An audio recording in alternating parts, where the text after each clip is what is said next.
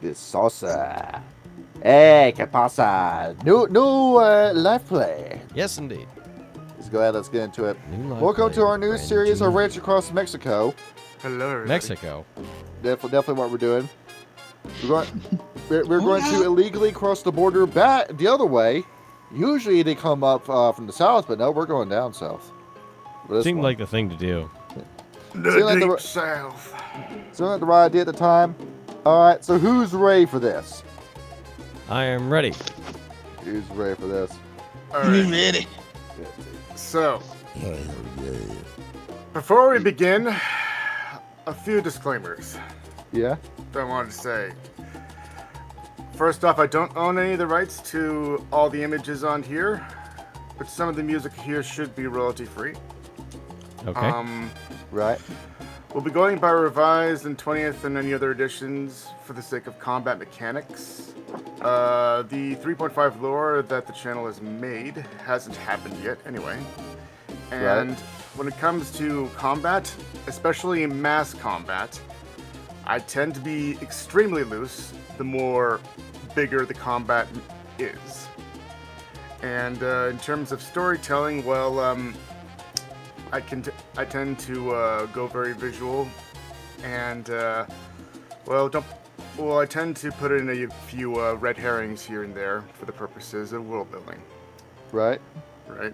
I'll do my best to keep it as immersive into the 1992 Vegas setting, but I can't promise 100% historical accuracy.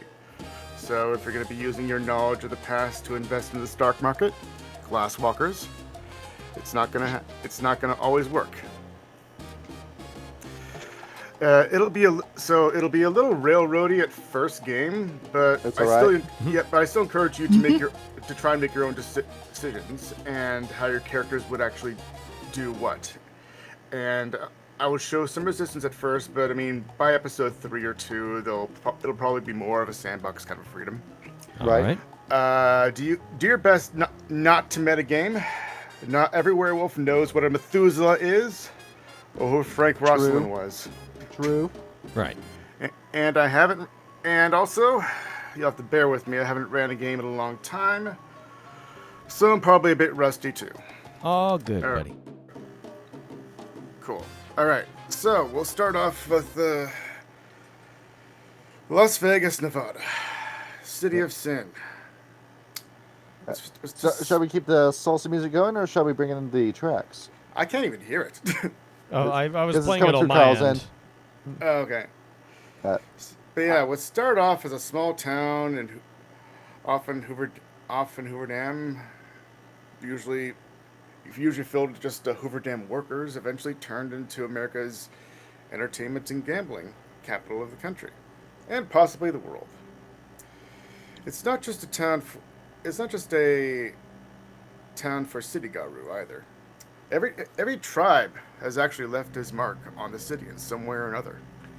And it's also not just Garou, but leeches as well. The city is swimming with history. Let's not forget the mob and the federal nuclear projects. mm-hmm.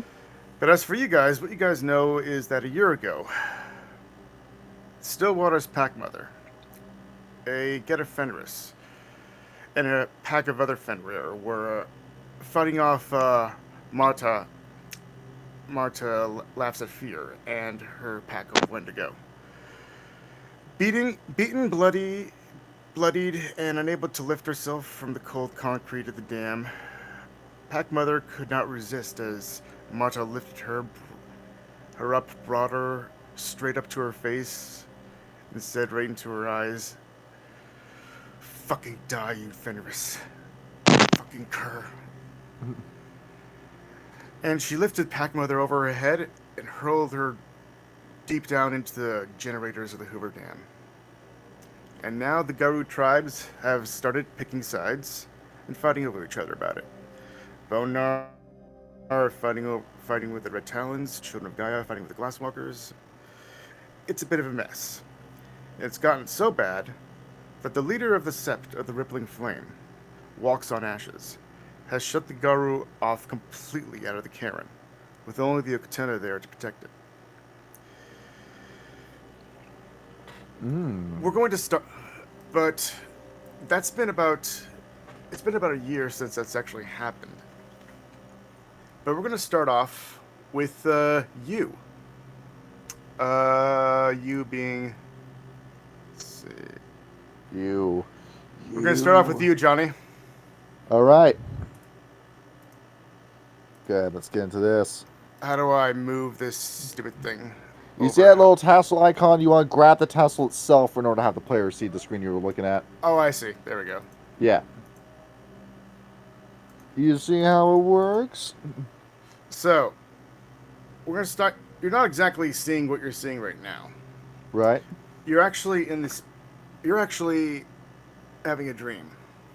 Or at least you think you are. You're in the Umbra. Right. You're walking in the desert of the Umbra. It is wild, colorful, and it's not like what you usually see in terms of the tangerine sunset of the Nevada desert. It's more of a inverted color scheme. The desert is more of a purplish kind of color, and the night sky, though you can see the sun clear in the sky, you can still see also a night sky as well. There are stars that are just twinkling in the sky that are a little larger than what you usually are used to. And you can see that there are also some planets in the sky as well. You can see Saturn, Mercury, Uranus. It's very vivid with imagination. And you are just walking in complete exhaustion. Right. You have been brought here on something brought you out here. You're not quite sure. Think of it as a vision, but you feel as if though it's something important. Right. You found yourself chasing down a falcon spirit in the sky, and it led you this way. All the way down this lonesome road. Way down this lonesome road. You found yourself over. You found and see a couple of interesting things of note.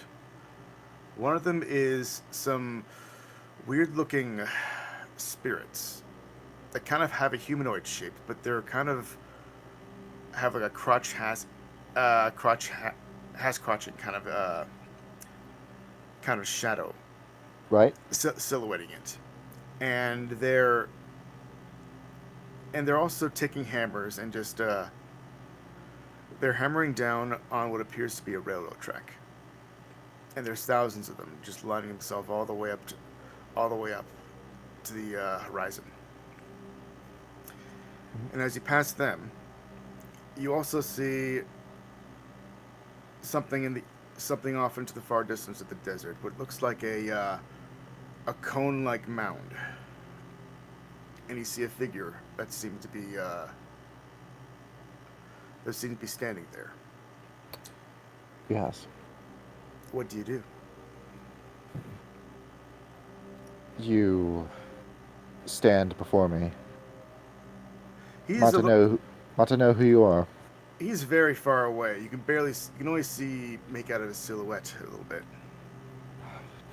Can't hear my voice.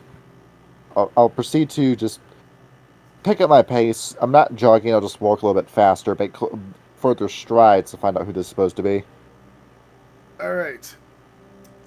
You pick up your stride, and you feel pain in the back of your neck, almost like a slashing notion. And then when you take another step, you hear the cracking of another sound, and then another, and then you fall into a hole. Eesh. Well, how deep is this hole? It's about big enough to fit like about your size, but it's not so big that you can't crawl out of it. And when you crawl out of this hole, you actually see the figure much more clear. He looks like a baseball player. Mm-hmm. He seems to be in a baseball attire. He has the number 26 on. Would your character know what baseball team he's playing for?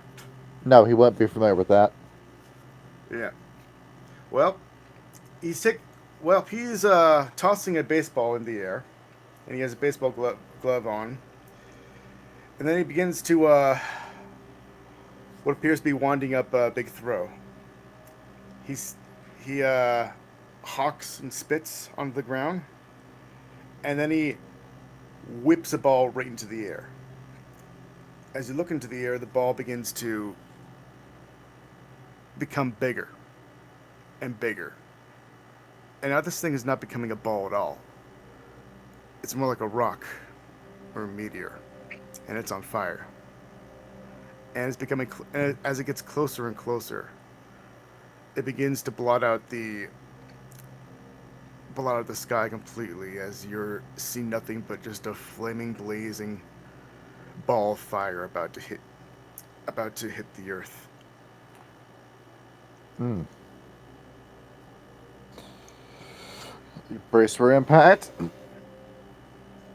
As you are about to brace for impact, and right as it's about to hit you, that's when you wake up Where at? in the middle of the desert, of course. As, The material world, you could say. as I'll go ahead. Drop myself off here if you don't mind. That's just fine with me. All right. As opening his eyes, seeing that he's on the side of the road, he's taken the drape that he wears, this purple drape. He's cast it over his entire body, as the crown of thorns that he wears. He's nestled a little spot for it in the sand, so he's able to actually rest his head just for a moment. So he shuffles. Looks like just somebody's discarded curtain on the side of the road has 2 feet pop out of the end of it and a head out of the other. As he'll slowly push himself up. His arms, he doesn't have any holes for his arms in the drape. As he just pushes himself up into a standing position. Make a state-up stamina and athletics roll. Difficulty 10. Stamina athletics, you say? Yep, stamina athletics, difficulty 10. Can't do it. You can't do it. You're on the ground trying to crawl. You've been out here for way too long. Not quite sure how long. How long has it been since my last meal? I'm not. It'll be a shame if I can't complete this pilgrimage before I get to the city. If I die here, this will all be for no good reason. So you see something in the distance. You can't hear it, but you can see it. Mm-hmm. You see the glint of the sun hit what appears to be some sort of automobile coming at you from very far in the distance. Mm-hmm. And it's getting closer. And closer. And it looks like to be a limousine. Actually not a limousine, I'll say a Rolls Royce. Mm-hmm. So let's go ahead and squint at that. See if it's slowing down or anything. So this thing has tinted windows, so you can't see what's inside. Mm-hmm. But you hear the clocking of a door opening, and the sound of what appears to be dress shoes just clonking onto the ground, and somebody comes out of the car. Let's crane my head up to see who it is. So this guy is dressed in a very, very ritzy outfit, very ritzy kind of suit. He has sunglasses on. He's pulling out a cigarette. He takes a light. He lights it up, puffs it, and he's walking up to you very slowly. I'll just go ahead. Push my head up as I see this guy. Please, if you could just lend me a little bit of aid, part of your strength. So you know who this guy is. Now that your vision is a little clearer and he comes a little closer. I do.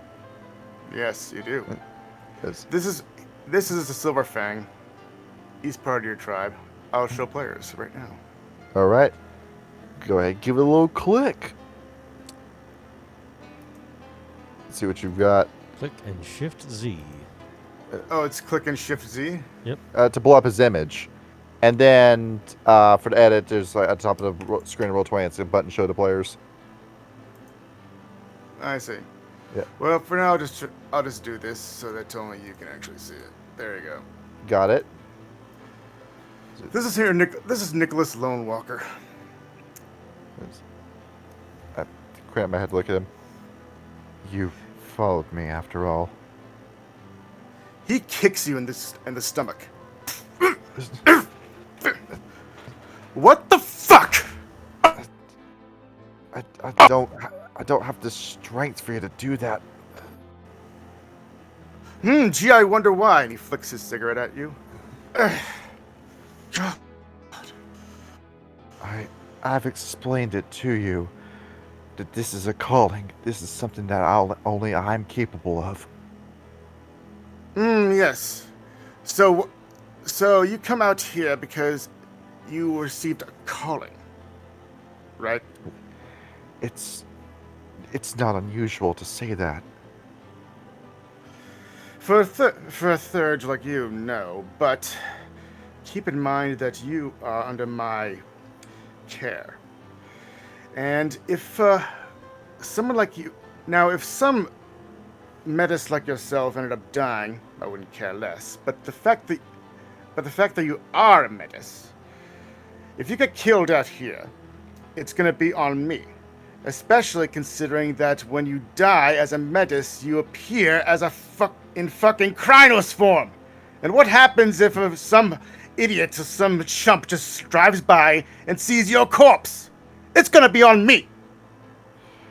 So maybe next time you get out here and risk your entire life trying to find your stupid quest, maybe let me know firsthand. If you have any water with you at all. Get up! He kicks you again. I struggle to just even roll onto my back. Cover your stupid things on your head. This is not stupid. This crown is instrumental to what I plan to achieve. Yes. Look, let's get in the car. We have a meeting today at the country club. I don't want you to be in this condition. You need to be well, let's just say we have a dress code at the country club. So cover those things up and let's get going. So go ahead. Can I even sit up at the state? Jeffrey, would you mind giving me a hand and getting him in the car? Thank you. Gonna repeat the roll. No, I can't even get into a sitting position. My abdomen hurts too much. Yeah, so I don't have a token for him, but basically there's a chauffeur that comes out of the car. He helps you up, and he helps get you into the back seat of the Rolls Royce. Right. So go ahead, get ushered in. Ooh, layering. Fancy. Yeah. Right click my token. Click send to front. Yep. Let's see. Layering. I don't see it. Maybe it just says send to front. Okay, I see. Yeah. To front. There we go. Yes. Like that. Yes. Awesome.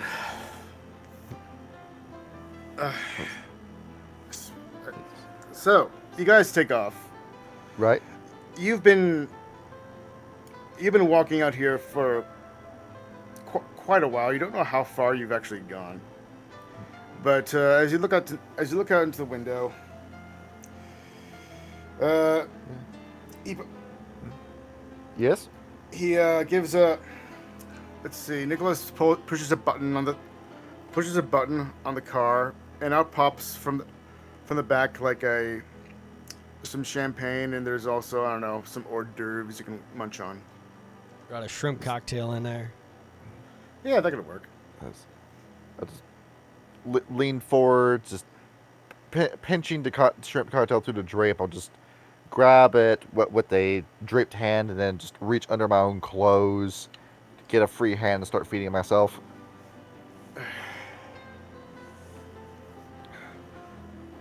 You were able to revive me with this meal. I thank you for your generosity. Don't think you are most gracious and you are most welcome, Messiah. And remember that next time you ask for any favors. Now, Do you mean it when you call me that? of course. You are under my care, of course. But we have important business to attend to. So don't get... Oh, by the way, once we get into the meeting, don't be too chatty. Chatty, do you wish for me to keep my aspiration to myself? Oh my beloved Gaia. What did you see? What I saw was walking down this road, this very road within my vision. There was a man. He appears to be wearing the local baseball colors, with number 26 on his uniform. He might have done something with the pain I felt in the vision. I felt almost like my head jumping off my shoulders from a slash. A few other wounds later, I fell within a pit with only my head sticking out. He threw a ball into the air that turned into a meteor that landed before me. Before the fire could reach me, I awoke in the desert. My Mr. Lone Walker, my visions have been getting more apocryphic, more reminiscent of the stories I've heard of apocalypse. A baseball player. Of all things, of all occupations, it's strange for a simple athlete to be the one who causes this mass destruction. The chauffeur actually turns around and looks over and says, "What? Do you know what team?" I'm not familiar with Las Vegas. I've only been here for a few weeks. What? You said it was 29. What color was? What? 26. Actually, it was 29. 29. What color? As I think that the numbers might have floated around the division, but I'm trying to remember what colors they were. I was more focused on what he had in his hands than what the colors of the uniform were.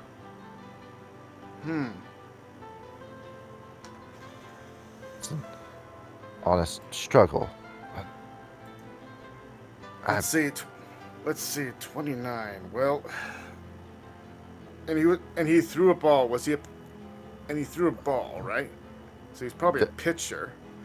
So he's either that usually narrows it down to two people. It's either Matt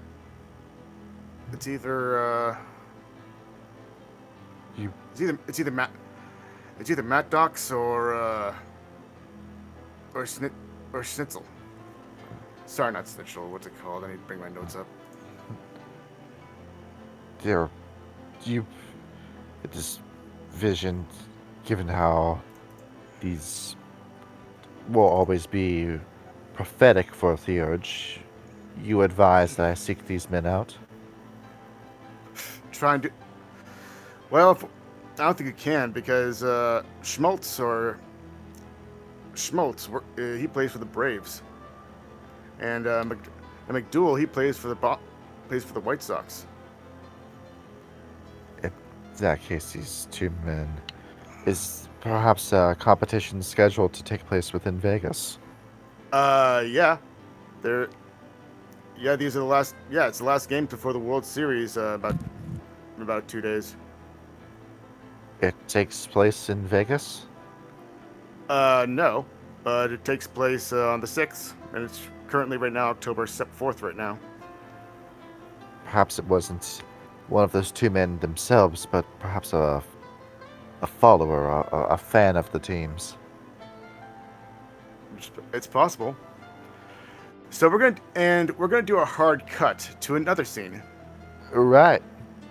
All right. A hard cut. Who's next? Hard Who's cut. on deck? So on deck we have two people actually. All right. It is both Arthur Woods and Listens to Whispers. Arthur Woods. Arthur Yes. Woods. Let's see. And where is the scene taking us? We're at a dive bar. Oh, a dive bar. Okay, I know what to do for this. Of course we are. Why wouldn't we be? Yes, and you are watching the current baseball game right now.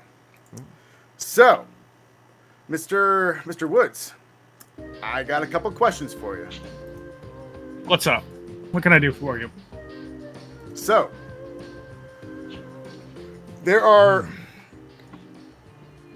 is currently what's on TV is the Atlanta Braves versus San Diego Padres. What money have you placed your bet on it? Obviously, I went with the Padres. Padres. Okay. So you have, based on your 3 dots in resources, you have about $1,000 spending cash for gambling. How much are you placing on the Pedros? I placed, we'll say 300 on the Padres. Okay, 300 on the Pedros. And so also for the for today's gambling list, we have for Major League Baseball, we have Pittsburgh Pirates versus New York Mets, Milwaukee Brewers versus Oakland Athletes, Chicago White Sox versus Seattle Mariners, and the Detroit Lions versus the Toronto Blue Jays. How much money do you want to place on each of them? We'll do 50 on the White Sox and the Mets. 50 on the White Sox and 50 on the Mets. Cool.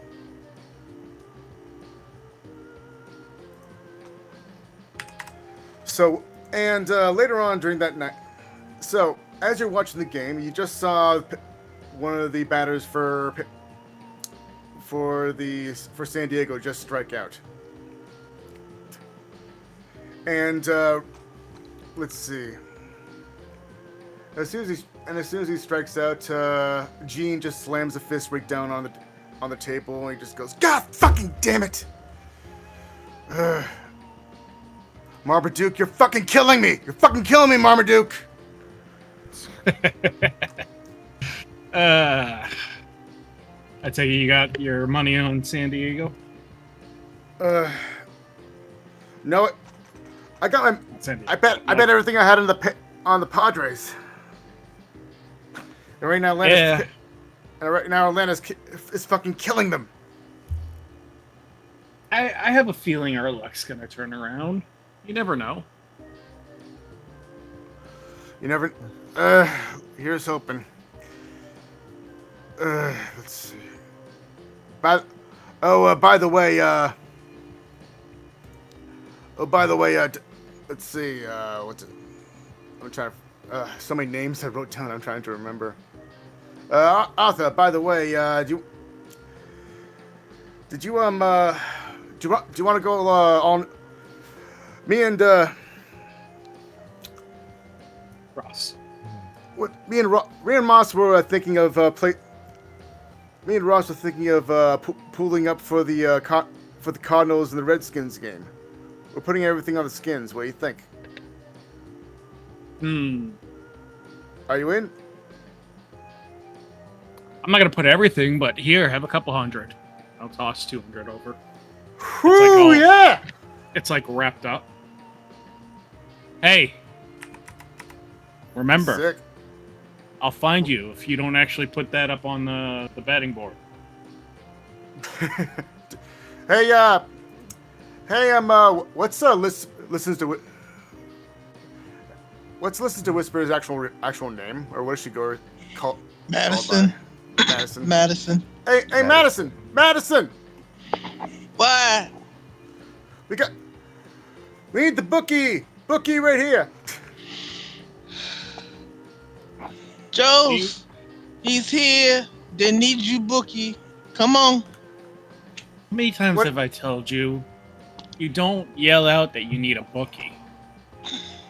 You say something like, "Hey, I need a refill on my, I don't know, old fashioned or whatever the code is." I mean, it's no code. I'm just trying to bet money here. We're There putting is a code. There is a code. You just a dumbass and don't want to be bothered. Anyway, I'll go get him. He'll be fine. So I'll be here in a minute. Just chill. All right.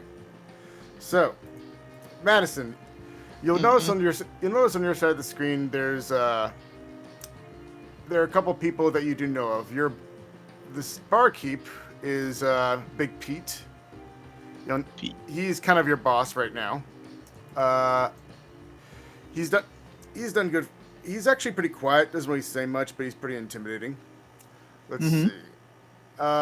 In the bar, you recognize a couple people. Hold on a second. I'm just going to go through each one. So over by the tables at the very top, you know who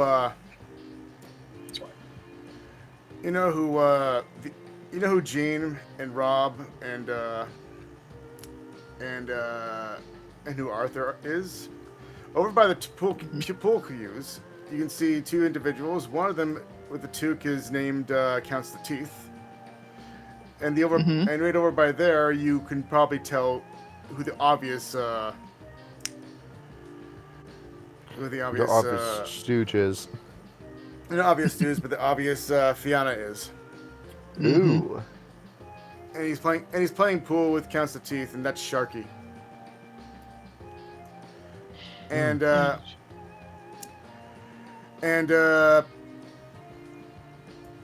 Pete is actually calling over this old woman right here that just recently arrived. That would be old lady. Let's see where. So fucking list. Old lady Woodford. Here, I'll just Woodward? Woodward. Old lady Woodford, actually. This is going great. I'm hoping so. Yeah.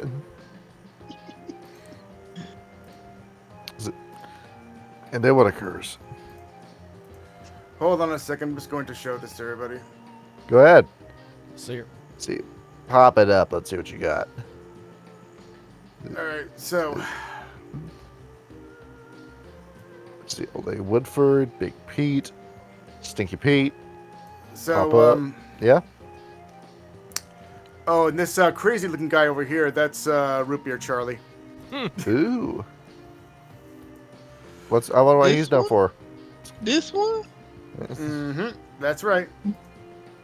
Charlie. Hey, how's it going? You know, Mass, Charlie. you need to be. You Charlie. need to be. What was I saying again?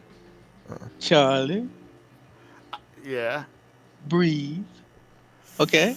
Breathe. Just breathe. There you go. See, now you can think. Now, Alright. what do you want? Oh yeah, I got a little. I got a tip for you. I got a tip for you. Just Tip? Come here for.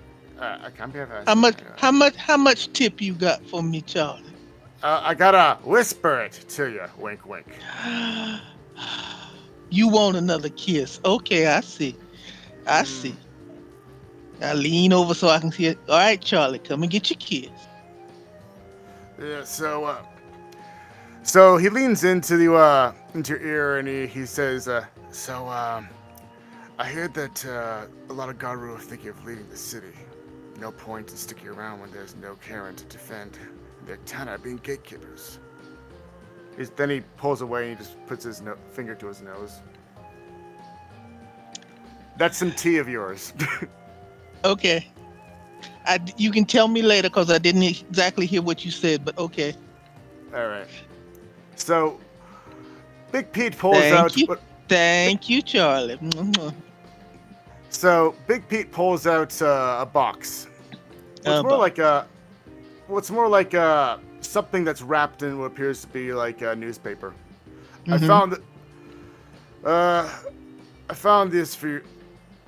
So Woodford, I found this. I found this for you over in the cellar. I think you might appreciate it.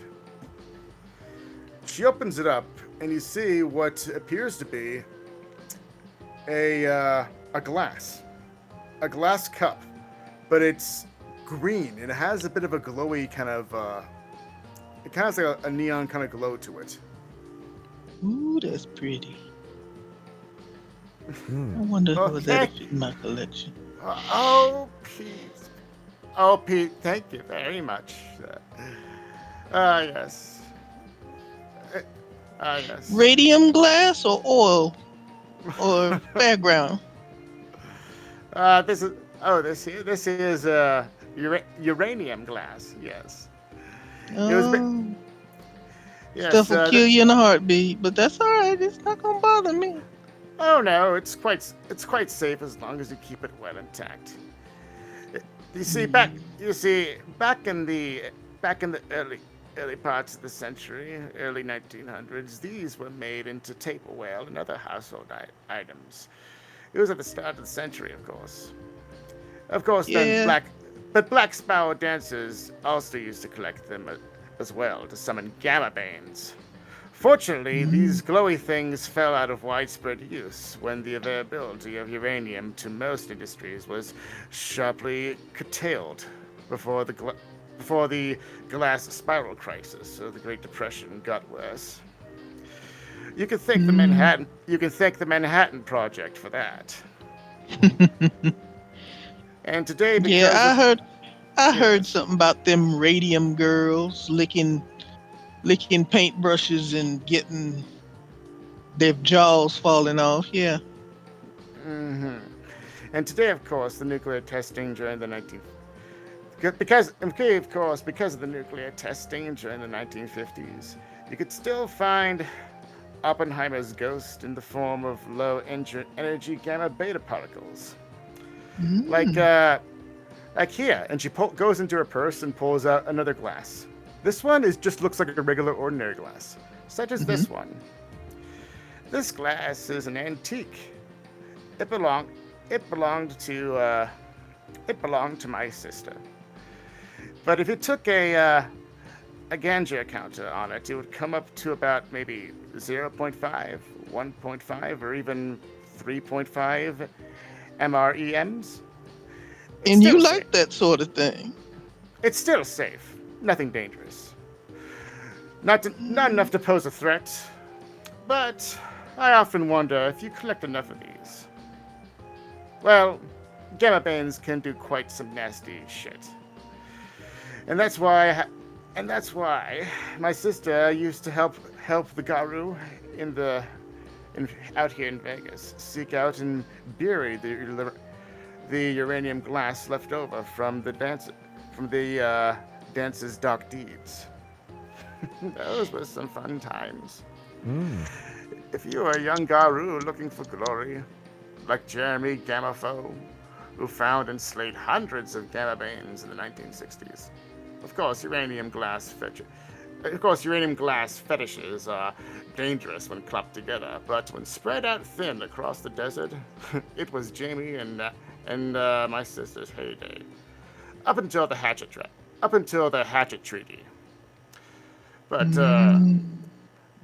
wyrm fetishes and talons weren't the only thing they found buried beneath the Nevada desert. When the sun went down, other strange things came out.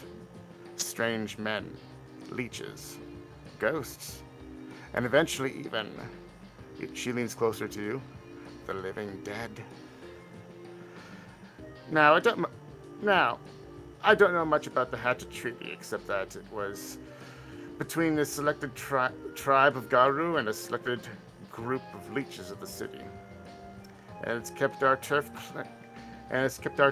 calm ever since. And probably prevented a war at the same time. If you say so.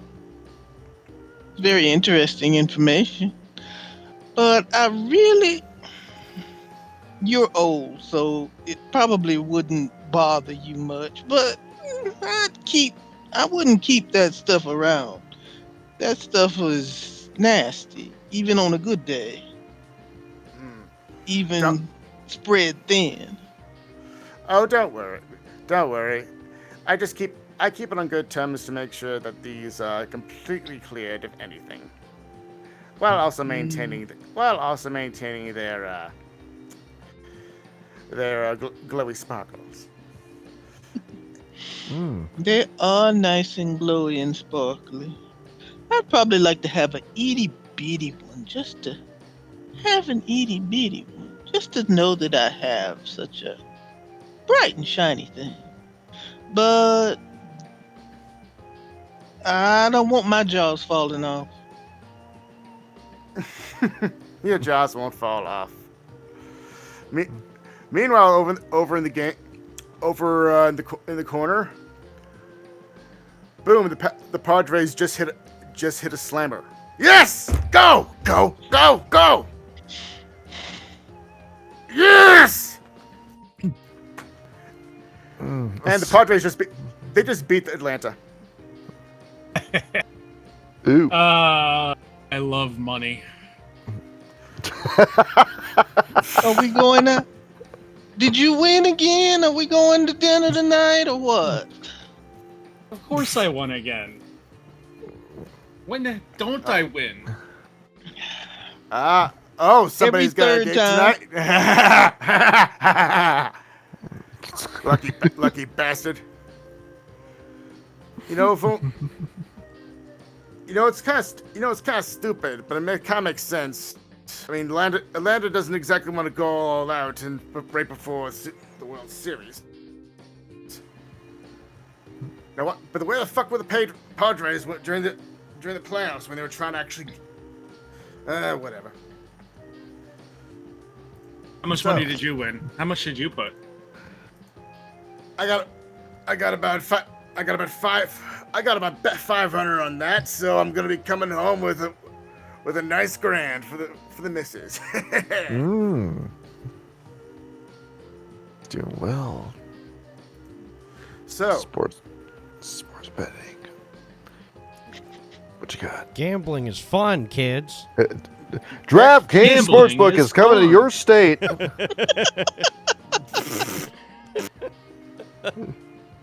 But Johnny likes that sponsor. Yes. Riley from Inside Out, or Depression from Inside Out, when Riley learns Yeah. about drinking and gambling on sports. Sadness. Sadness. Just dissipating away like Thanos at the end of the movie. So a couple of other people are entering the bar. Let's see. By the way, I can't move my token. You can't move your token? That's weird. How come you can't move your token? I don't know. When I tried dragging my token on, it got really, really small. And mine won't move either, so. Because you're all the way over there. I placed your token way up here. Here, yeah. I can't move it. I can't select it. Huh. That's weird. I think it just needs to be connected to my character sheet. You click the edit tab in it, and you just have controllable by Ryan. It should be like that, though. It says it should be controlled by... In that case, Ryan needs to drag it out himself. I can. It gets tiny. Oh, yeah, and I that's see. it. I'll just expand it then. There we go. Yeah, all he needs to do is expand Nope. it. Thank you. No problem. So a couple of other people are entering the bar. Let's see, where's Jojo Mind DMs? There he is. Have a book, Jojo. You hear Root Beer Charlie go, Seagull! Charlie! This man right here is called Desperate Seagull. I wonder how I got that name. Is it because he's desperate? Well, maybe. But he's always. But I mean, I think I think the name kind of explains itself, right? Is he a second cousin to Steven Seagal? I couldn't help myself. I'm sorry. It's me, Desperate Seagull.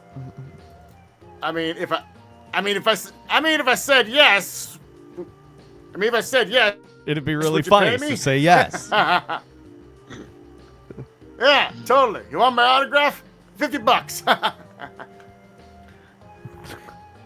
All right, let's see. See what happens. And What you have, having tonight, Seagull? Nothing fancy. Just a couple. And then he opens up his bag, and you just see a whole bunch of bottles. I'll take that. And Charlie just grabs one of them. Hey, no outside drinks in here. It's soda. No outside drinks in here. Fine. You're no fun. And let's see, who is the other guy? Where are the fuck my children? Where are my children? Oh, here we That's go. what it's called. Okay. And he just, as he goes outside to empty his bottles, he just walks past this big guy right here. Ooh la la. Yes, Very handsome man. he's a big handsome man. This is Dr. Quincy Dobie. Let's see, go ahead, get this Dobby from Harry Potter? No, It's Dobby. no, just Quincy Dobie. Middle name is A. Quincy A. Dobie. Mm-hmm. And then you have It's a pun. Laugh at, damn it. and you see a couple actually walk in as well. Two couple. And they look like a bunch of yuppies. You can tell, and these three are basically children of Gaia. Of course. But the man, but the man with the long hair is called Captain Lavender. And this is her, and this is the love of his life, Rain Melon. Rain Melon? Yes. Well. Anyway, it's mostly just for introductions. There's more people coming, but Quinty says, "All right, is everybody here? Everybody here for the meeting? I'm hoping everybody's. It's probably not going to be for the next couple of hours. So, how about what do you say we all start playing a game of pool?" And we're going to take a break from this scene, and we're going to be going to a different scene. Ooh. We're going into Sam's office. Sam. Sam's office. As in lawyer Sam, Greed, wait the fuck up, it's your turn. Greed! Greed. Greed. He's muted. Go get the money. Is The money. is It's calling. It's right well, he's there. no longer muted, but he don't say nothing. Oh my god. Oh, there we go. Oh, there you I are. heard him. Greed. We're going to. So. We're going over to you, and you have a couple. And your secretary, what are you going to call your secretary? Let's say Steven. Okay. Steve buzzes you in. Hey, Samantha. Yes. Your 1 o'clock is here. Sure. Oh, and just a reminder that Your 3 o'clock your 3 o'clock appointment with Bigby Sherbert has to be may have to be moved because you also were called on because apparently there's going to be a board meeting, quote unquote, wink wink, that's supposed to be happening sometime around 7 o'clock at the country club. Should I move Bigby Sherbert down to maybe 3 o'clock? Yes, do send him an email to inform him. Sounds good. So you hear a knock at the door, and this gentleman walks in. Let's see, how do I do show players? Control. We had to get some Ace Attorney music for an attorney. It only made sense. Let's see what. I don't feel like Who's your shouting in the client this microphone time? right now for yelling objection and hold it. Yeah, Kyle's gonna spur gun amen now. No, I will resist. Kyle, when autism calls, you must answer. No. It's I have grown beyond this. I am a better man. that's how we know you're not truly retarded. You know, I'll just do this. So this gentleman walks in. Who might you This- be? This, you know exactly who this is. This is Torvald. Or more likely, Torvald the Unstoppable. He is the owner of the casino club, the Ragnarok. Samantha, nice to see you. Nice to see you. How have you been? I've been wonderful, dog. How can I help you? Oh, absolutely wonderful, darling. So you probably heard about the incident that happened with that has been happening back this past year. What with the night attack that happened with the Red Talons. This year has been crazy. I even have suspicions to believe that I even have a suspicious reason to believe that the Red Talons even had something to do with the Don King riots that happened back in April. But that's just a rumor. Anyway, the point is, I need someone to help defend my case. I need someone to help get me me plead my case to the Las Vegas gambling and gaming directors to allow me to have my gambling license be approved. I see. Well, I can handle this case for you right and easy. If you just need the room renewed, I can handle this for you. Would you like to use the family discount? King, your Agreed, mic is Ken- really. Hold on. There we are. That's better. Hear me now? Yep, That's better. Yeah. a little better, yeah. Anyway, I'll repeat what I said here. I'll handle that real easy for you. Would you like to use the family discount? Of course. Discount. By all means, I won't stop you. Basically, to summarize it, due to her position and what she's supposed to do in the city, anywhere that needs legal advice, you get a 90% discount. Making intelligence and let's see, intelligence and law. Intelligence and law, okay. I get it. It's going very well. Very well indeed. Very, very jaunty. Good show. You gotta think about this one, huh? Let me get to my bloodstream. Would Go wreck his brain. Feel the blood drip out of his brain. Oh He's yeah, that's thinking. enough. Smoke coming out his ears and everything. I hate you both. What is the roll? So, You've actually heard of something like. So, he already owns a casino, and you don't. And a question pops into your mind of why he's trying to get his casino license approved when he already owns a casino. But you already know the answer to that question that you don't really need to address to him, because apparently, according to Las Vegas law, you can actually still work in a casino while waiting for your license to actually be approved, as long as the paperwork has been filed and submitted. But yeah. But the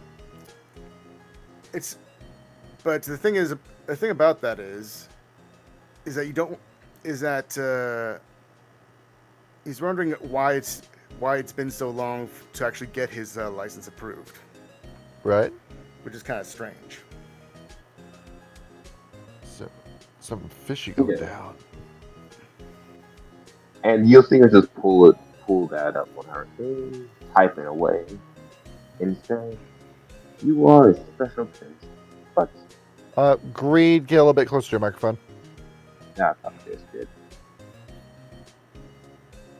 Try that again. Oh Yeah, no. he's muted right now. I think he's switching inputs, I think. Yeah. He's in the process of Discord tech figuring. Yep. He's Can you hear me better now? Yeah, that's better. Slightly, yeah. Yeah. That's what you're saying again? She'll say, "I do not know why your case took so long, but you should get a response by the end of today. Anything else I can help you with?" Well, I mean, so when we do the case, like how is my record in terms of like? Because here's the thing. Like the mayor wants to shut my casino down. I'm gonna level with you because the whole fiasco that's been happening. Because that whole stupid fucking fiasco. Because of those fucking talents, it's currently in a threat of being shutting down, and my license also is being threatened. It's basically not going to look good once I actually go to the council to have my license approved. I wish they could just not bring it to my attention and have the whole files be put back under the pile. But I don't exactly have those connections right now. I'm sorry. I'm really even shouldn't be pissed about this because I'm going to be talking with you about it tonight anyway. You're going to the meeting tonight? Yes, I'll be at the meeting tonight. And I believe I can try to draft up a legal stonewall that, in a way, so they can't take it away from you without themselves being legal. I think I can draft something up for you. Mm-hmm. All right. Are you sure? I mean, you remember what happened to Lefty? Lefty? Yeah. The old owner of the Stardust Casino. Oh. Wow. Lefty. I'm not him. Yeah, but you said roll. I mean, it was all in the news. I mean, everybody knew that he was. I mean, everybody in town knew he was running the entire place. I mean, that's what mob bosses do, right? Anyway. By the way, I guess you're probably wondering why I want to keep my license in the first place. I'm assuming it's so that you can keep the casino. Well, here's the thing. I mean, I'm pissed off, but I really shouldn't have any right to be, because I still got a golden goose on my hands. I have to shut down the casino, but it's still I still own the land. I got a golden egg here. But at the same time, I can't just let this whole thing slide with the Red Towns. I'm trying to figure out what exactly I want to fucking do to them. Now. And the Wendigo as well.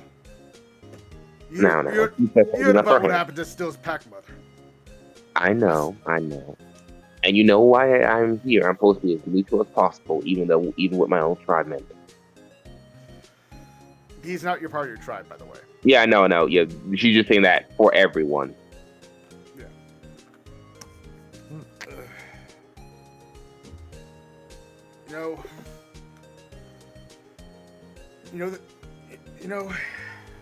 This town is changing. It's not going to be the same. Even if I did get another casino, it's not going to be glitz and glamour anymore. It's going to be more kid-friendly. It's now the big whales aren't going to be those Chinese guys coming in from Japan. It's going to be those old folks out in Florida that make a trip out here, spend their cash. It just makes the whole place look, well, it's not exactly for gentlemen. It's more for kids now. Well, in a way, that is making the world a better place, is it not?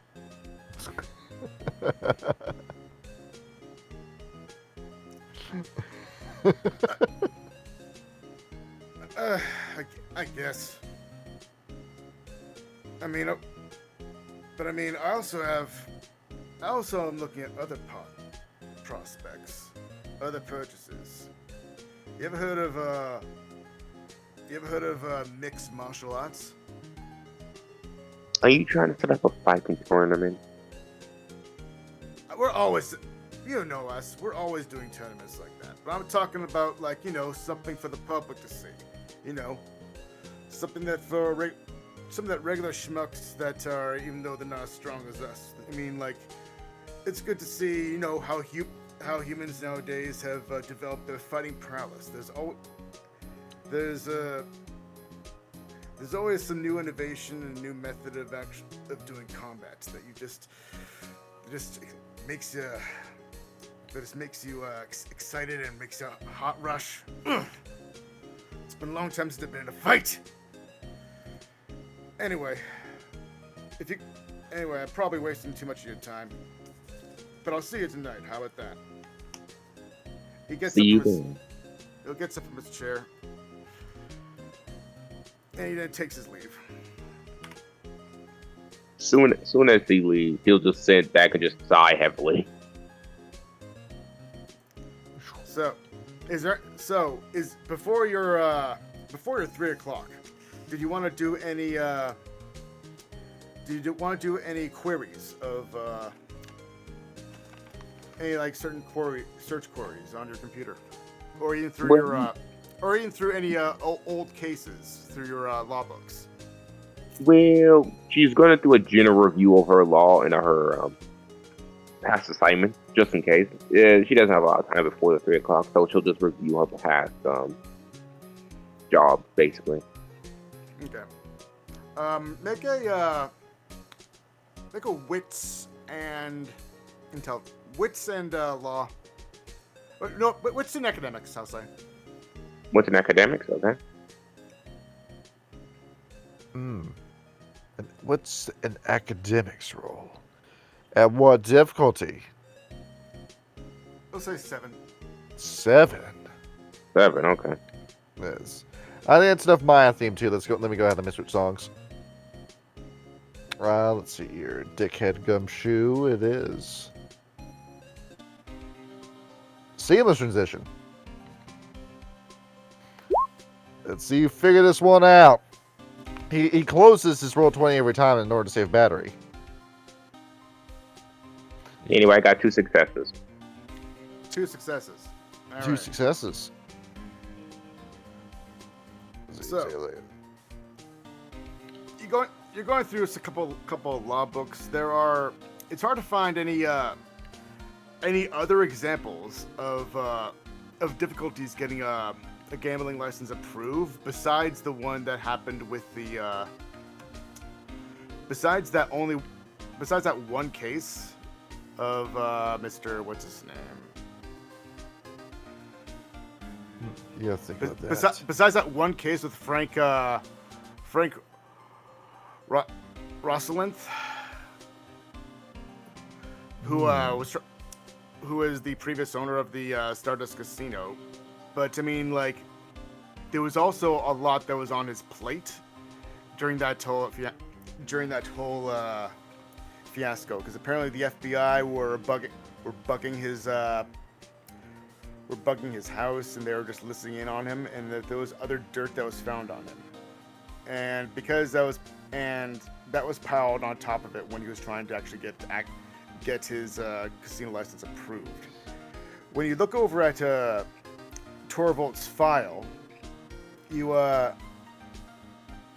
don't see anything you don't see or notice anything that's too bad. I mean, a couple of, in terms of him behaving in the public, he's got into a couple of fights when he was a kid. I mean, that's noticeable. I mean, that's passable. You notice that his brother is actually his brother is somebody that you know. It's Go Fangs first. Oh, Jesus Christ. Wow. His brother is actually Go Fangs first in canon. It's true. That's nutty. I fucking hate that. Well, this got a little bit tighter now, didn't it, folks? Look out. So just a little tidbit. I mean, the guy did fight in World War II. He was a veteran. Right. Nothing. I mean, maybe you could use that to help plead his case. You're not quite sure. Right. But we'll say that as you're doing your notes and doing your research, gathering your evidence for your cases. Hey, Samantha, your 3 o'clock is here. Ah, yes, let's do that. Let's do it. All right. So, this man Yeah? walks in. This man. This Hello. man. Hey, hello. But- Was what Samantha? Hello. Samantha, was it? Hey, he gives out a hand, asks for a handshake. Look this man up and down. He looks like John Cena, but sounds like Victor Orban. Yeah, she'll get up and shake his hand. Hi, Bigsby Sherbet. And you're, sorry, it was Samantha... Goldwell. Samantha Goldwell. Right. Right. He takes a seat.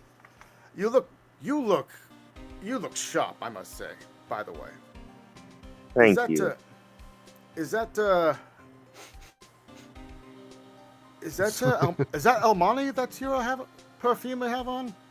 She just sits there smiling, then just say this. Your compliments are very much so accepted and appreciated. What do you want? Sorry. All right. You're a woman of business. I get it. I like that. I'll cut right to the chase. So I represent Gary Sheldon Foundations, and currently, right now, Gary Foundations is currently suing. We want to file a law case against Jackie Gahan for slander and defamation. I represent the client Gary Sheldon, and Jackie Gahan and the Gahan family. They've been making accusations about the integrity of my client, so to speak. What are they saying? What are they saying? Well, let's see. You're familiar. You know who Ron? You remember Ron Lurie, the former mayor? I believe so, yes. So So you're aware of the entire scandal that happened with him, right? Yeah. So right. So they're so Mr. Gahan is claiming that I was one of is claiming that Mr. Sheldon, the Sheldon Foundations, was one of the quote unquote blind investors that was actually Mr. LeRae was actually speaking to. Ooh. I know there's an actual term when you say something about someone here. I forget the legal term. Slander. It's Slander. Yeah. Slander, defamation. Yes. Good slander. A defamation case, my favorite. Mm-hmm. So, Greed, with your intelligence and being in the city for long, you've heard of this scandal. Basically, it exposed a system issue has been happening like ever since the 1980s up until the end of the 1990s and up until like the late 80s. Basically, because Las Vegas had this good old boys club of developer networks, and before Las Vegas became dominated by global Wall Street corporations, a small circle of well-connected local developers, attorneys, and consultants effectively ran the city's expansion. They routinely invited influential city staffers and politicians into private land syndicates. It was a culture where public officials regularly looked the other way on conflicts of interest until the specific ethics commission ruling drew a hard line. And that actually led way for the new mayor of the city, Jan Jones Blackhurst, to become the new mayor. Mm-hmm. So, wow. a little bit more details is that Ron LeRae, along with his consultant Ashley Hall, invested into a blind trust and with some investors that he refused to actually name when he was in court, even though he claimed innocence. The publicity caused him to step down. I see. This is all very, very interesting. But look, the point is, Mr. Gary Sheldon, it doesn't make any sense. Because LeRae, they were investing in properties out in the northwestern town of the city when he is clearly making his business down the middle. Right, he's trying to make business.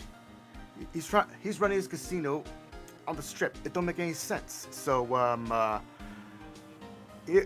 so I was thinking maybe we could file a lawsuit against them. That we can do. So make an intelligence and law check. Okay. You feel like litigating? I'm about to absolutely fuck I this. always feel like litigating. Yes. That's my secret. You want to sue a man for $1 million, kid? I do want to clarify here. Do we do like a willpower 1 dice 3 reroll or? Yeah, we can do that. Just like spend a willpower to reroll your failures or one of your dice, I guess. Yeah. Yeah, I just want to go over that real quick before I roll.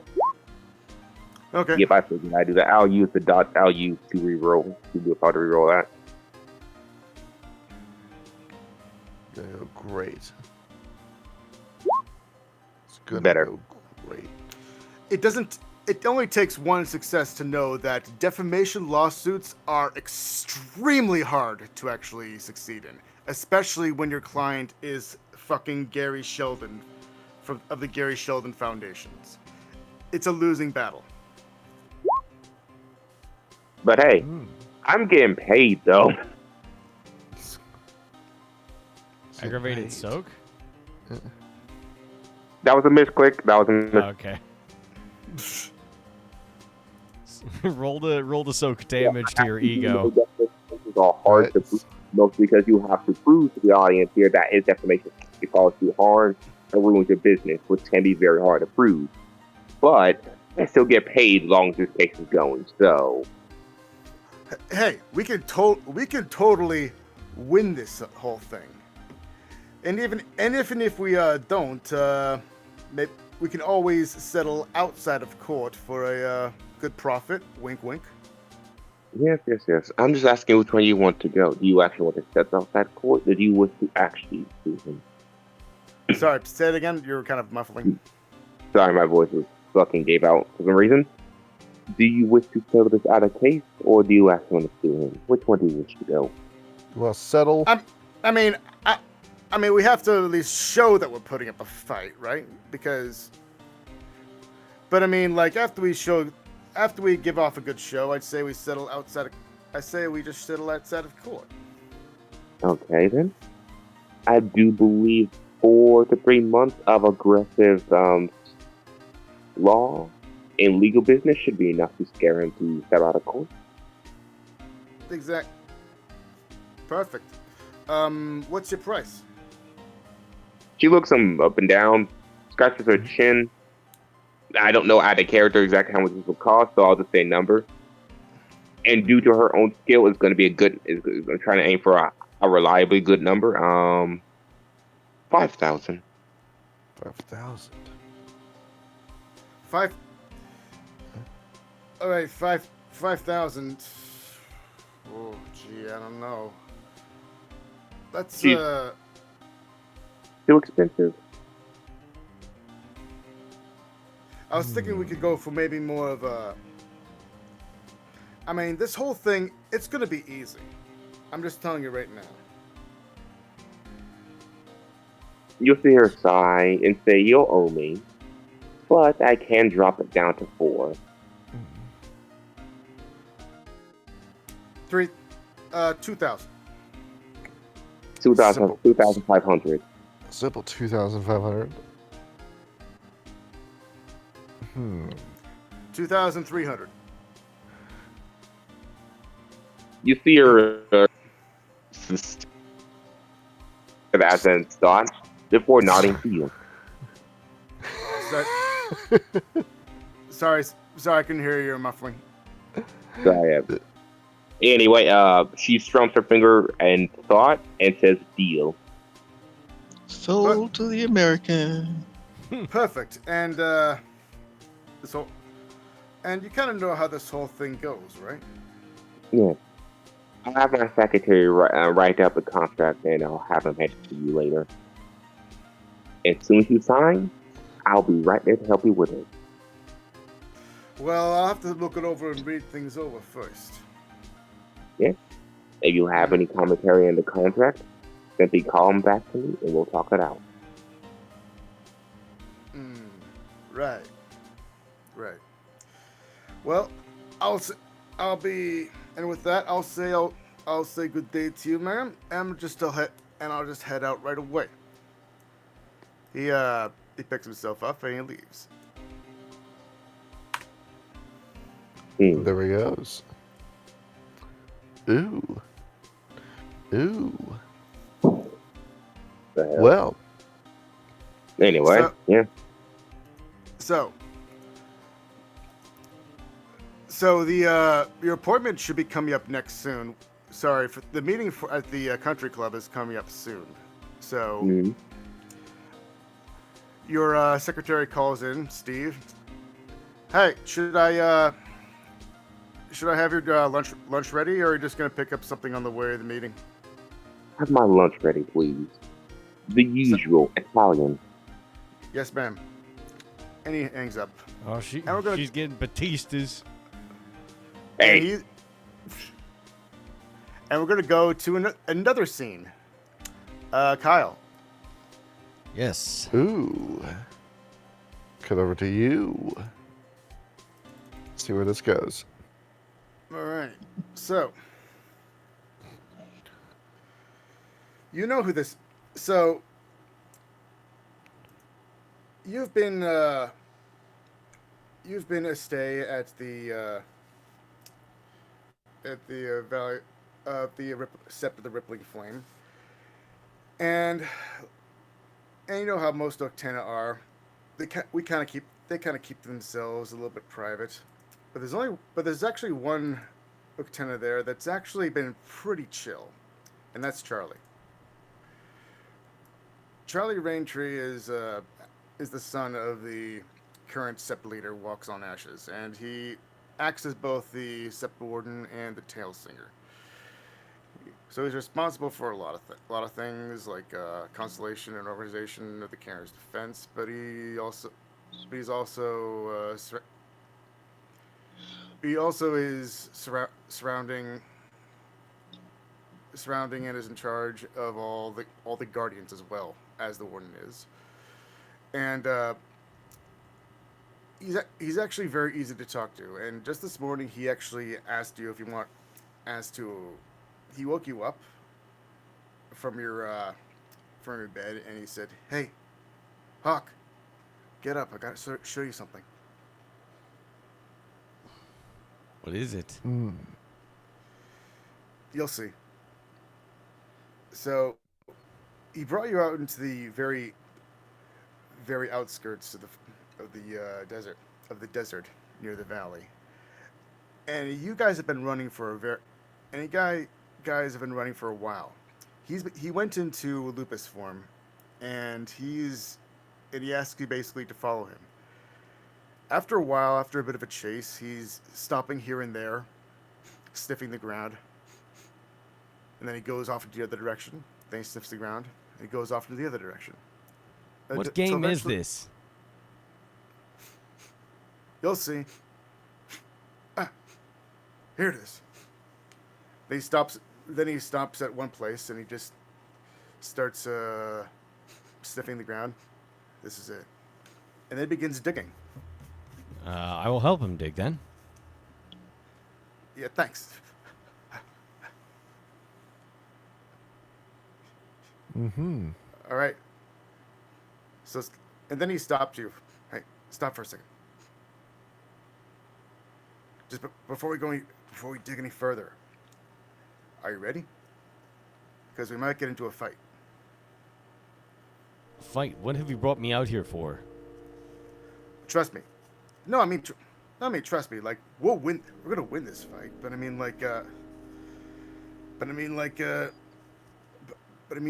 just be ready. You know, don't be caught off guard.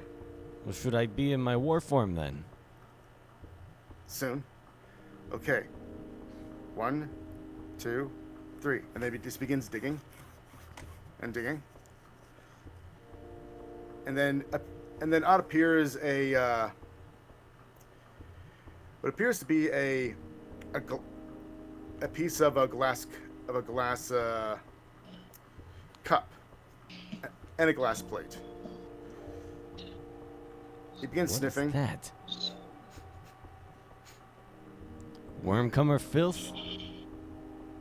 Worm-comer filth, and wormbringer filth. I will take some time to shift into Hispo form.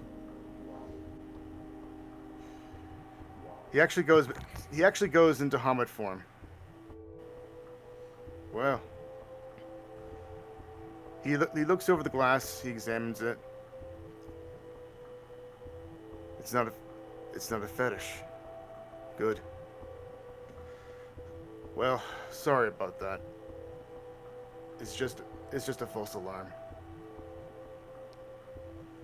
So, by the way, this here is called uranium glass. Uranium. It's this chemical. It's a chemical that man started turning and experimenting with. And during the early century, they actually started making glass and kitchenware out of it. But So of course, like sand. They told me that they burn it to make it into glass. well, yeah, but I don't know the whole entire science behind it. It's all Weaver nonsense. But separately they are less of a threat. But sometimes, once in a while, when we find them, They're usually covered in markings, and the black spirals end up coming up with a plan of hoarding a whole bunch of them, putting them in a big pile, and then summoning a whole bunch of gamma banes, or uranium banes, you could call them. Nasty creatures. Like balefire. I've heard of it.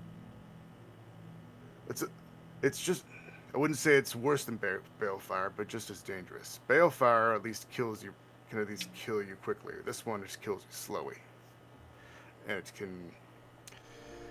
can leave you scarred for almost eternity.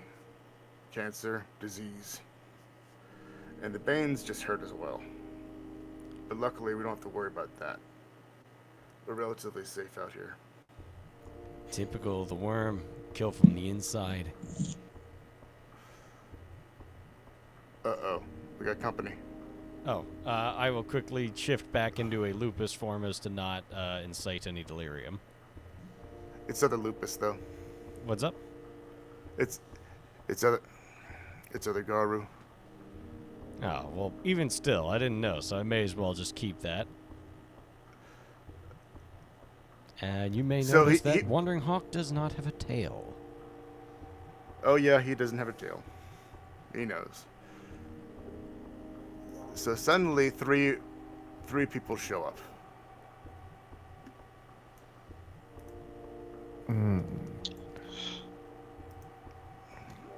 So these people, who are they?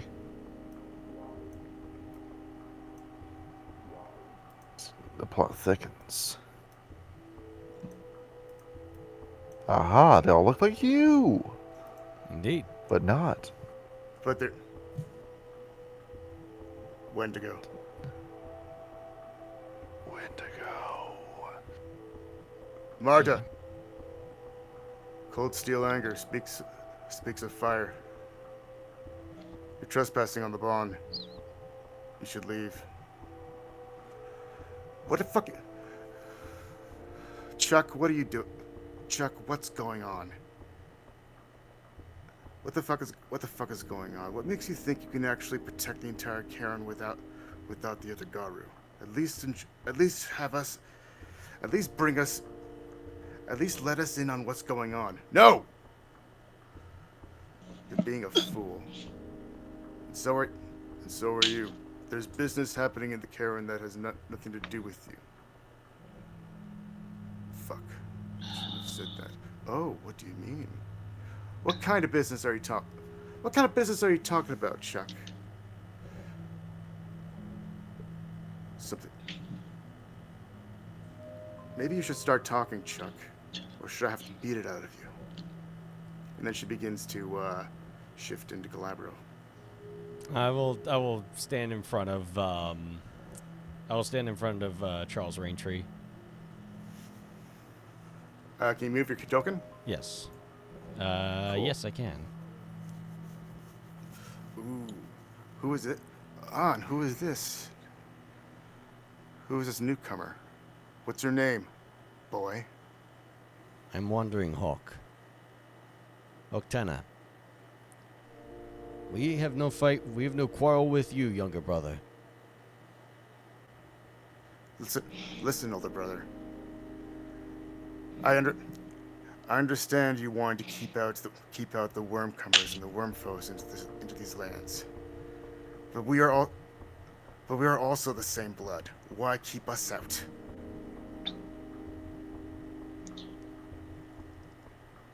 There are some things that cannot be solved with teeth and claws. We have always admired your fighting prowess. You but there are expect secrets us to beneath get the earth you that we expect must us to keep get safe. get along and make ease with the Fenris? I'm starting to think that you're sounding more like the white man the more I see you, Chuck. What did you say? And he begins to go into Glabro. Oh. It's deranged. I'm going to take a defensive stance and go into and get back into Hispo. I warn you, this is not a fight that we need. The worm-calmer enemy is still out there. We solve nothing fighting amongst ourselves.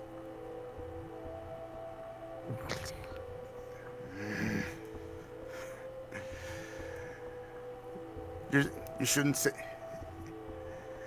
You don't know much about Chuck. You don't know much about Chuck, don't you? The guy may seem calm, but really that's just weakness. He's so unsure of himself. There's a reason why that walks on ashes chose his cousin over him to be keeper of the challenge.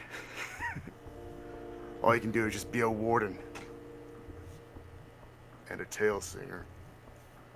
Ah, yeah, a tale singer. Both are honorable things to be. They both serve Mother Gaia. There's more than one way to serve her.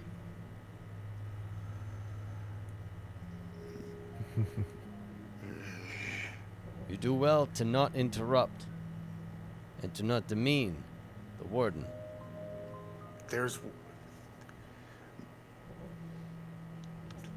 Know this.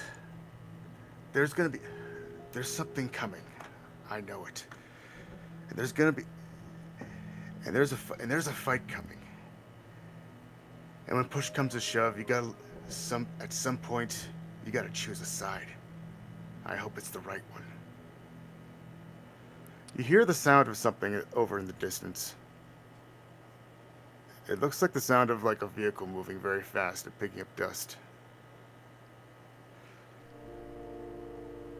And when you come and the vehicle seems to be coming closer to the closer and closer to the barn. Leave a machine.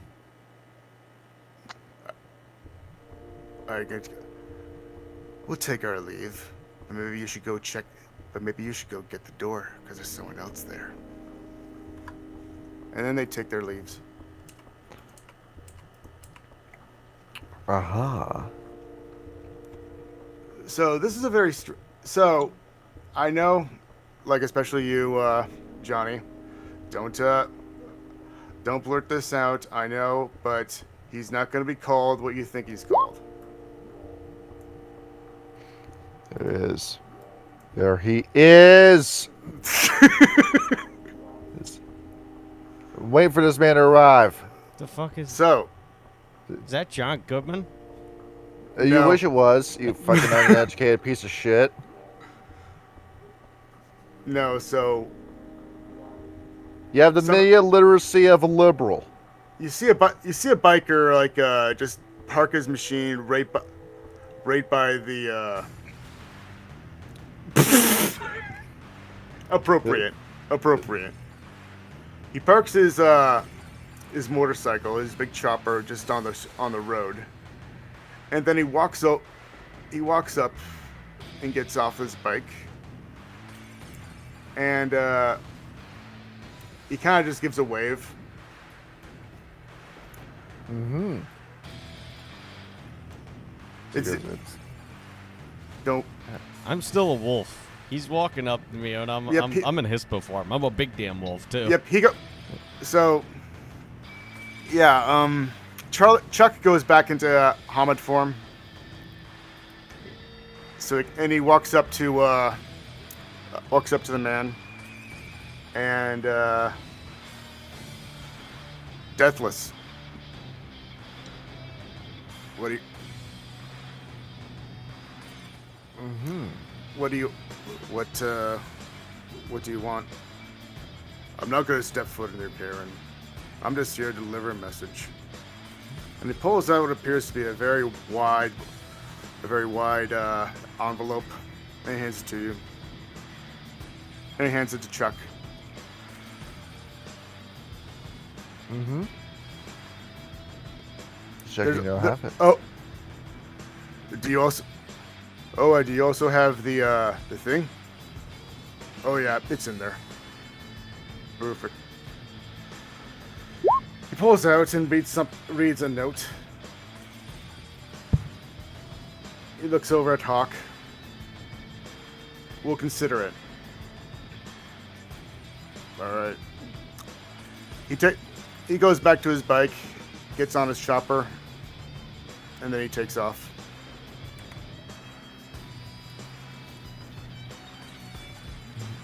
Why do you trade the Wormbringer? That was, well, you can't turn away silenced riders, especially when they have a message for you. Apparently there's a meeting that's happening sometime in the city, and and apparently we're invited. You're gonna see his lip curl in disgust as he like shakes off his fur. Disgusting place. Is an insult, and it never should exist.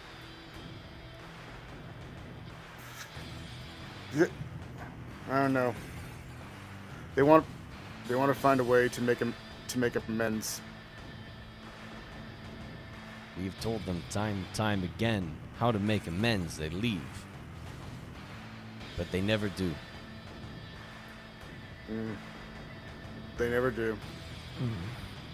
Then he crumples up the paper and throws it away. Come on, let's go. Okay, back into lupus form for some speed. All right. So, we're gonna be cutting, and we'll be going back to the bar again now. All right. All right. Back to it. Okay. Now back to this bar. We got people, we got stars, we got shooting stars. I love this bar. I don't remember how the fuck that song goes. Yep, and we got more company people coming and joining in. Ooh. All kinds of people in here. Ooh. We got a biker gang showing up. It's my favorite kind of gang. So, chill session. Tapping into these bikers. Let's see it. Ooh la la. Many men. There's like a vague familiarity with that. No, it's like a new token, but I've seen this man somewhere before in my life. Now you wanted a If you Joe do- Dirt character. That's a freaking Joe Dirt character.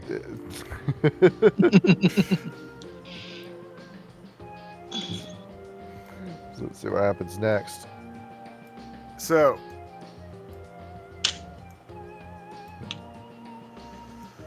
So what?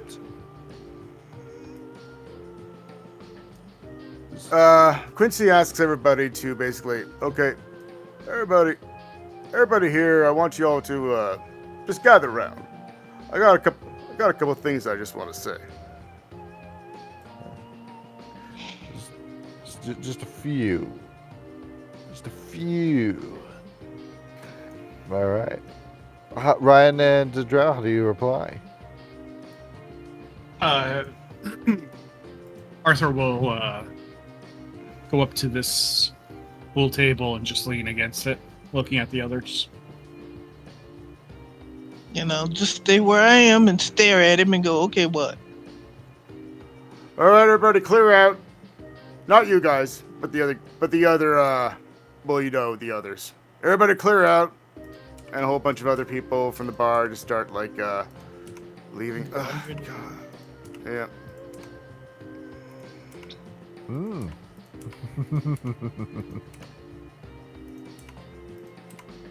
This is going great. All right, Dips on to see what happens next. So. Oh, and Yeah. Oh, Madison, check the bathroom, make sure nobody's in there. I do what he says. Shoot out anybody who doesn't belong. And you do. A couple of them are still in the middle of pissing, but you're like, fine, God, I'm on my way. Jeez. So, after everybody leaves, and everybody's there, Mr. Quincy gets up in the middle to start to talk. So, Is Seagull in or out? oh, he's in. Okay. Hey, I said no indoor drink. Whatever. All right. So, So as you know, because the WtA have decided to play gatekeeper, what exactly are we meant? What exactly is our plans for the entire? What is everybody's plans for the entire city? Does anybody plan on actually making amends with the get of Fenris, with the Red Talons? Fuck no.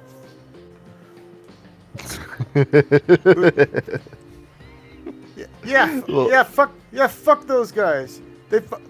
They beat the shit out of Mo. Mo was a bartender at the Ragnarok.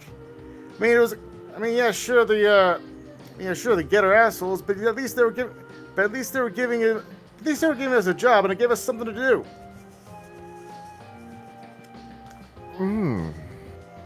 Okay.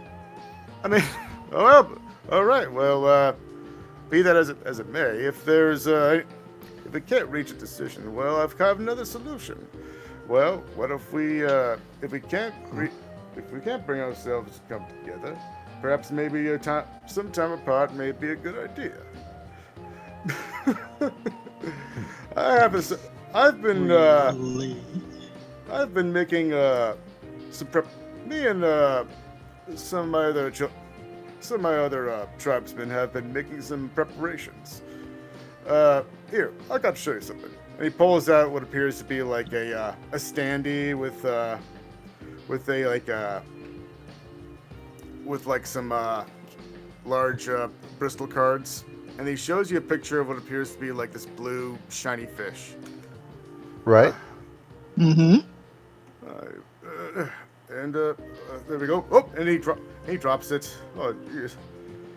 Pick it up for a second. Yeah. Shit. Here we go. This is the devil hole pupfish. They're an endangered fish that's found in only one place in the world, Devil Hole Death Valley National Park. But we children of Gaia have actually been working with some wildlife biologists to introduce them to the underground water river caves of Red Rock Canyon. And I'm thinking to myself, if we can actually get them habitated in that ecosystem, we can conjure up the spirit of the pupfish and have them be us, and we can actually make them the entire carrot totem of the entire carrot. You're talking about making an entire carrot. Do you realize how? Do you even have in do the you even have river? Not the river, not the river. It's the underground. That would be the heart of the cairn, which will be located right in the underground caves of Red Rock Canyon. You want to put a cairn in the middle of the river? It'll be shut off from.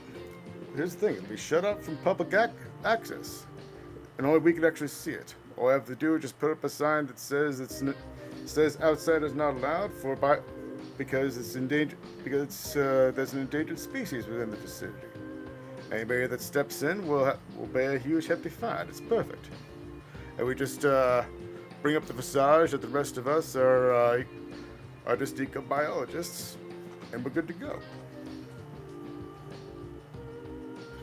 Really?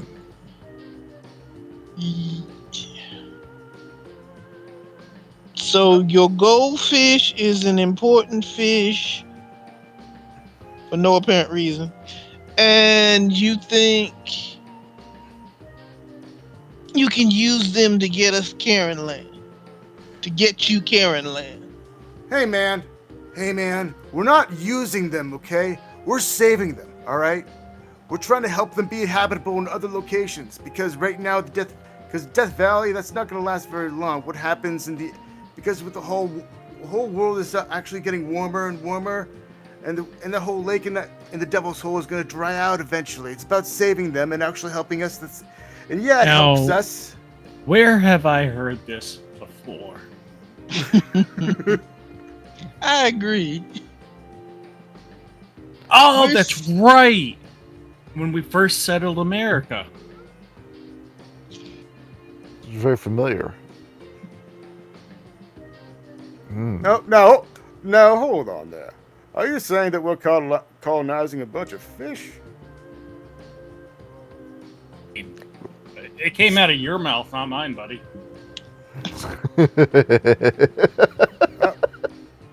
Well, first of all, we're helping the fish so we can use their land. Yeah, okay, whatever. Well, first of all, we're not exactly colonizing any land. We're leaving their home alone. What we're doing is inviting them into another home. Yeah. Yeah, you putting them on a reservation. Yeah, okay. Yeah, exactly. Well, what's wrong? Look, it may be hard at first, but it actually could benefit. But it could benefit them greatly. They could grow and spawn, and it wouldn't be, and we could save them from being endangered.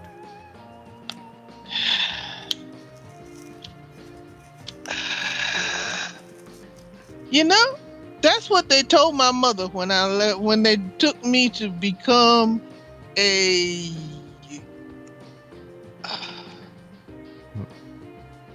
What's the term? Snitch. Never mind.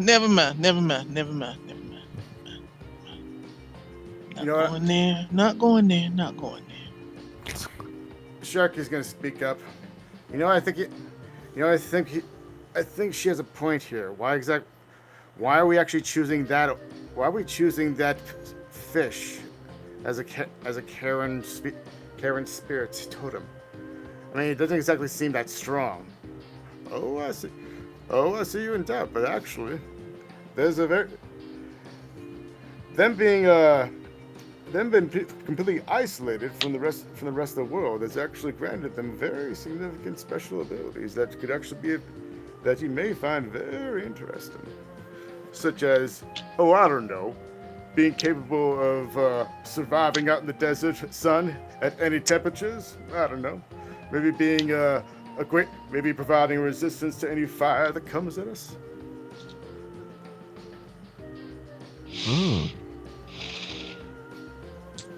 But that's just the beginning. I think that we could, if we actually can make this successful, we can also put up some. We can also, well, how can I put this? Let's just say it could be. Let's just say that it could put the entire place on the map in terms of eco-friendly environments. And no humans would ever touch it on special occasions, because of course there will be other humans that want to research it and learn about it. But it'll be so isolated and it'll be perfect, because we'd be making a new Karen, Red Rock, the Karen of the Red Rockies, the Red Rock Canyon. Even if we did, even if you did, building a Karen ain't easy. It requires a lot of work and a lot of sacrifice. A lot of sacrifice that I think we can actually do.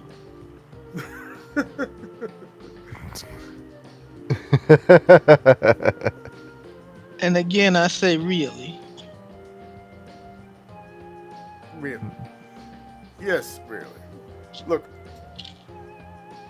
let me say we have a vote.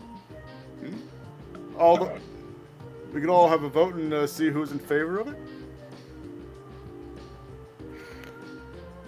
Well, who be in favor? All those in favor of the idea, raise their hand. And all three children of Gaia raised their hand. It's an eyebrow to be raised. On a 1, I raise my hand. Let's see what happens. He raises his hand. Chat, press 1 if he should raise his hand. Chat, do we displace these native people? See, what does local Korax think? The local Korax has many ideas. Madison, Many ideas. The local Korax says no. Local Korax says no. Big Pete raises his hand. Sure, why not?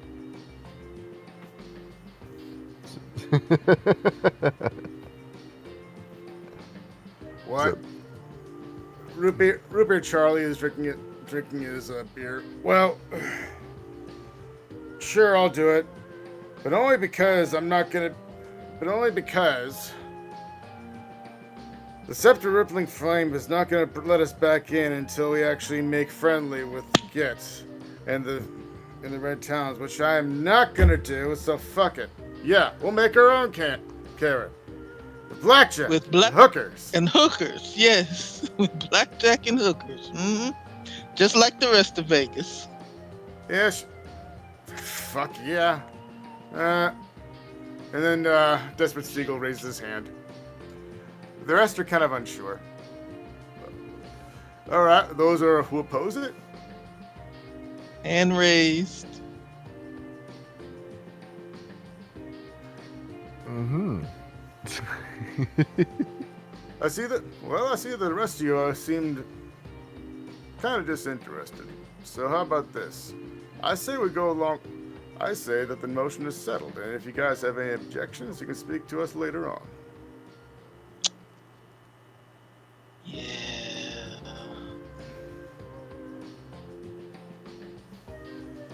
Mm-hmm. Blackjack and hookers always wins.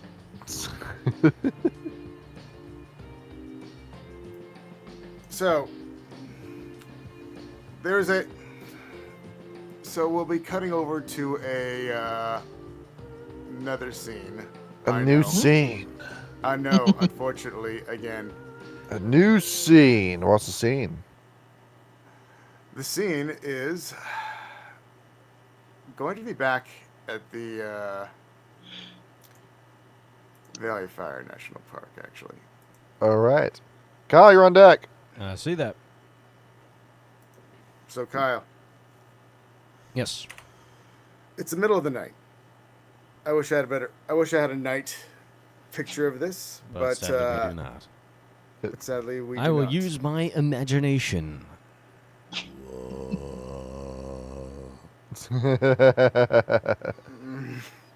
So, Chuck wakes you up. Hey, come on. It's the middle of the night. What are you doing? Let's go. Where? I gotta show you something. Come on. Again? Yeah.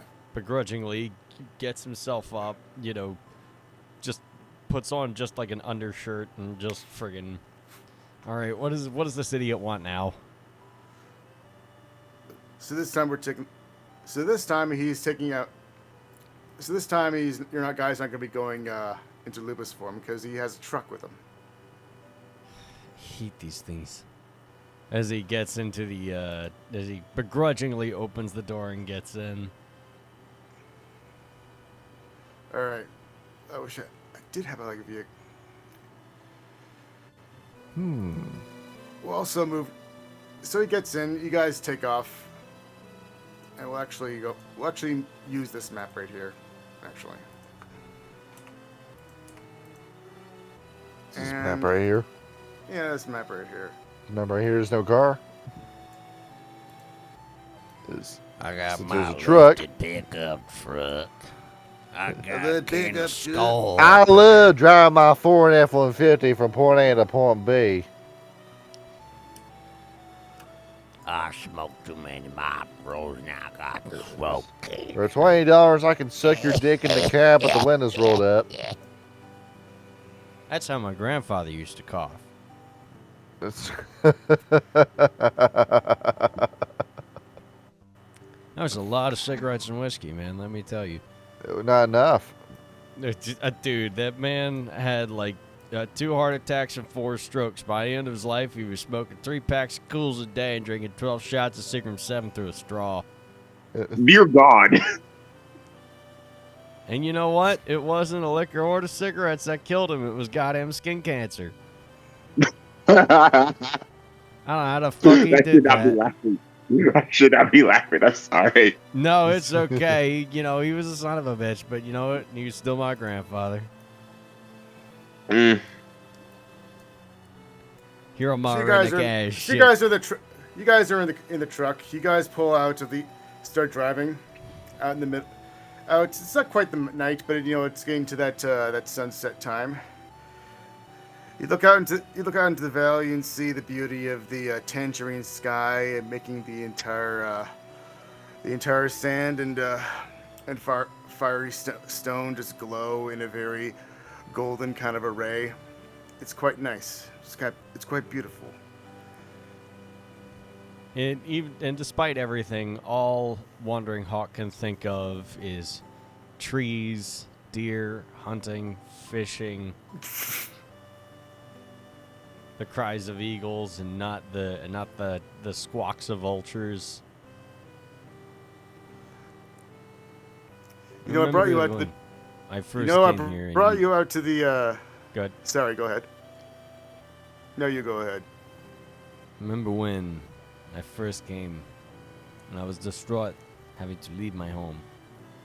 And then you took me to see that great canyon that carved through the skin of the mountain. And I felt like I had hope.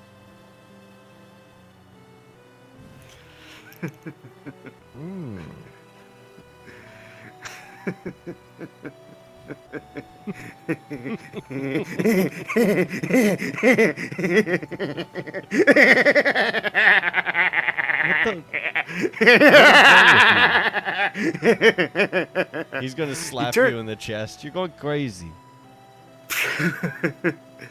He accelerates on the truck. Whoa. And the truck is going very, very fast.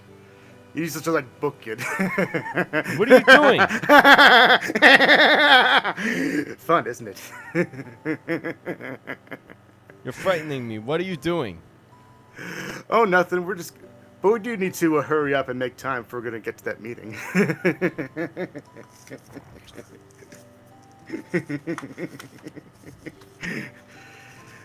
So, there's something wrong.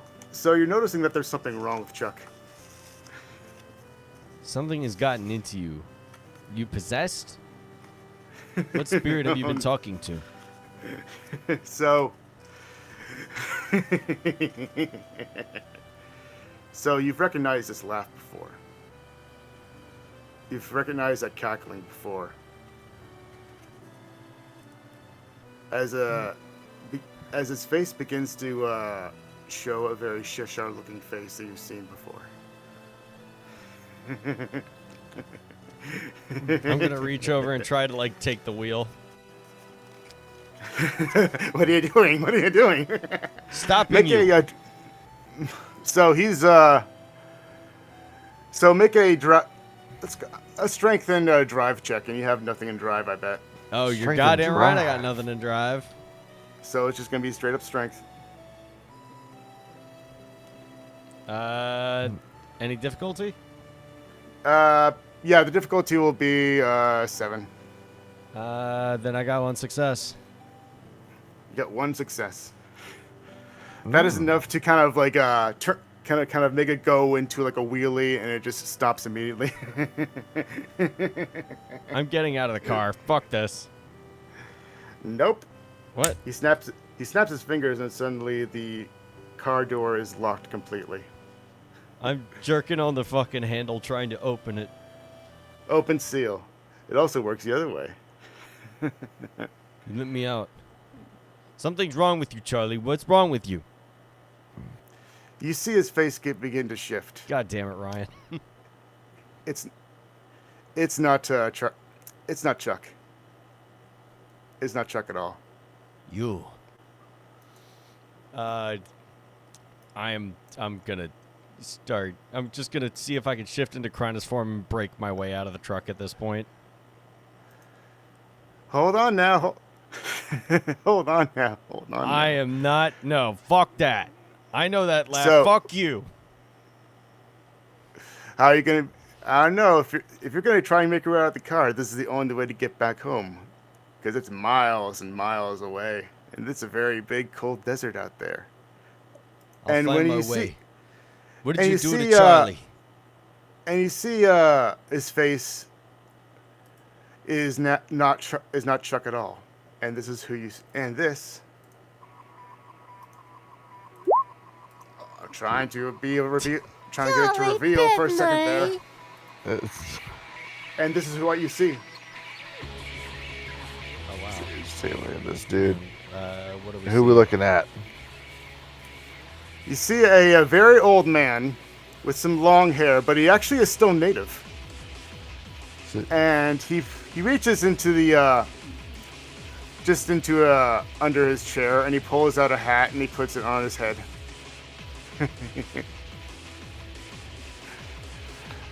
This crazy old man. Is there a photo for him? I don't see one. I did show players. I don't see it. Swap his token out. Swap his token out. Good idea. Yeah. It's a little loud. Well, brand new man. There he is. You've been schmeckledorfed. Who or what You've been- are you? Hi there. I'm an old man now, but people call me Many Skins. And when I found you back at your way back there, chasing off that Bane, I just couldn't help myself. I'm jumping over the console and like grabbing his throat. Whoa. Hey, calm down now. I will not be calm. What have you done with Charlie? Oh, Charlie's fine. He's out sleeping. Sleeping where? In his bed, obviously, with his wife, who's now pregnant, with their new child. I can't wait to see him. It's gonna be lovely. Why did you take me here? I took you here. And he flicks your head to teach you a lesson. What lesson is to be learned here? You just don't get it, do you? If you stick around, maybe you'll learn something. But if you want to be stubborn, if you want to think to yourself and not be open to any possibilities, and if you actually get a sense of humor for once, maybe you can just stick around here, and we can go to where the meeting is, because I think they have something very interesting to talk about that you might like. What is this meeting you speak of? Oh, you'll see. A bunch of idiots talking back and forth. And how but is- you'll see. What does that matter? You'll see. You'll see. But for now, he turns the car on, and they just starts revving. Oh, I took my seatbelt off to try and throttle him. I got thrown back into my seat. Yep. But for now, do you like Sinatra? He turns on the radio. What? What is that noise? You never heard of Sinatra? Oh, just a lounge singer. And they turns on a song that's probably appropriate to appropriate as you see off in the distance the flashing, shining lights up ahead of the city of Las Vegas. It's You just Behold. see Hawk just noticeably cringe and just shake his head like, oh God, how'd I get into this one? Hey, now you just sit back and listen to old man Many Skins right here, and you'll be okay. Must I?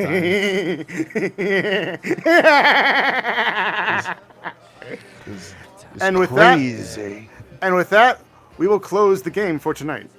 All right. There we go. Well, no more Sinatra then. I hope Alrighty. that everybody enjoyed that. Thank That you. was It was like watching a movie Yes, this is a very cinematic game. It's a movie. It's a Sony PS4 movie game. Hold on. Oh, come on, it's better than that.